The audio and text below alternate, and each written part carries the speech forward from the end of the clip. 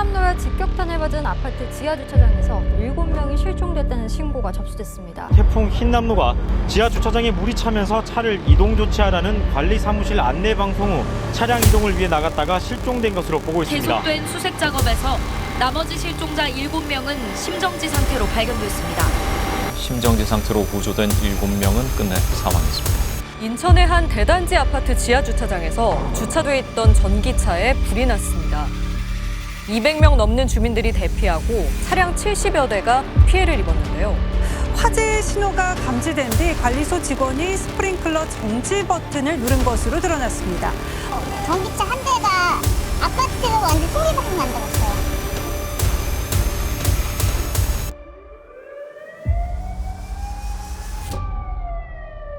이 모든 건 사람이 만들어낸 인재였습니다. 흰남노 태풍 상황을 정확히 인지하지 못하고 지하주차장에 차량을 이동시키라고 방송한 관리사무소와 유독가스가 발생하는 전기차 화재의 심각성을 인지하지 못하고 스프링쿨러를 정지시켜 유독가스로 인한 사상자가 발생한 사고였습니다. 현재의 재난알림 체계는 재난 발생 시 방송과 경보음 등의 일방향적인 알림 수단으로만 재난 상황을 전파하고 있어 이런 재난 상황을 정확히 인지하지 못한 사고가 지속적으로 발생하고 있습니다.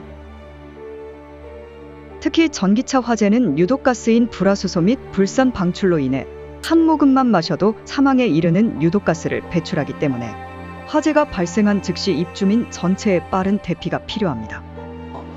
그 전기차 배터리에 화재가 일어나는 사고 발생했고 그 화재 연기가 상당히 그 치명적인 유해성 가스이기 때문에 그걸로 해서 거기 입주민들이 흡입으로 인한 피해가 발생을 했다는 거죠. 그런데 인천시도 경기도와 똑같은 조례가 있다는 가정에서 말씀드리면은 알리는 시설들을 설치해야 되고 그거를 계속적으로 반복해서 사고가 났을 때 주민들한테 알려야 되고 그리고 못 들은 사람에게는 재차 알리는 시스템 이런 시스템에 대한 의무를 다 이행하지 않아서 이런 결과가 발생하거나 이런 결과가 확대됐다.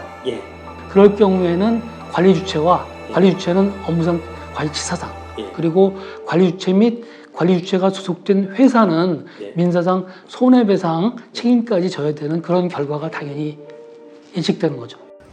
그럼 지금 우리에겐 어떤 시스템이 필요할까요? 안전 취약계층을 포함한 모든 입주민에게 골든타임 내에 재난 발생 여부를 전파할 수 있어야 합니다. 입주민이 외부에 있더라도 실시간으로 상황을 확인하고 대처할 수 있게 해야 합니다.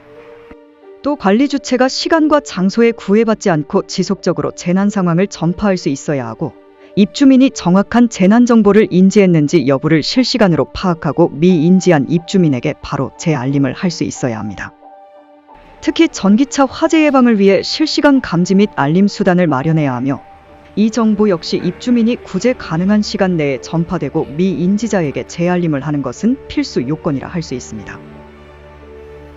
현재로서는 경기도를 포함한 광주, 세종, 전북, 충남, 충북, 울산, 제주 등 여러 광역지자체에서 재난예액경보시설 설치 및 운영에 관한 조례가 제정되어 시행 중이고 경기, 충남, 충북, 부산에선 공동주택관리규약 준칙이 개정 반영되었지만 보다 많은 지자체에서 제도가 마련되어야 하는 실정입니다. 조례에 규정되어 있으면 반드시 지켜야 되는 게 원칙입니다. 이 주의 의무를 위반했다. 그럴 경우에는 주의 의무 위반으로 업무상 치사상죄로 처벌받을 가능성이 매우 높고 따라서 관리주체, 그러니까 관리소장 및 관리주체가 소속된 회사는 민사상 손해상 책임까지 짓게 되는 그런 가능성이 상당히 높게 되는 거죠. 어쩌면 재난은 피할 수 없을지도 모릅니다. 하지만 인명피해는 다릅니다. 관리소와 입주민, 119 등 사고에 대응해야 하는 모두가 정확한 재난 상황을 인지하고 대응할 수 있는 시스템이 마련된다면 우리에게 더 이상 재난은 없을지도 모릅니다.